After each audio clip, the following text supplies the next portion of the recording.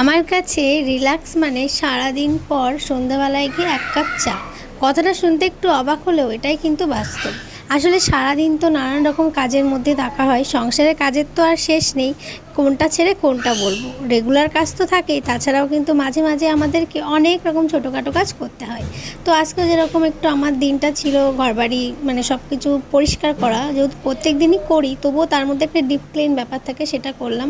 আর এই যে সন্ধেবেলা এক কাপ চা, কারণ এটাই বললাম যে সারাদিন কাজকর্মর পর সন্ধে দেওয়ার পরে এই টাইমটা না একদমই ফ্রি টাইম পাই, একদম নিজের জন্য পাই, যেখানে কোনো কিছু থাকে না। আমার সোনা বাবাকে খাওয়ানোর পরে আমি এক কাপ চা নিয়ে বসি, আর তখন এক কাপ চা খেতে খেতে ফোন দেখতে আমার কিন্তু বেশ ভালো লাগে।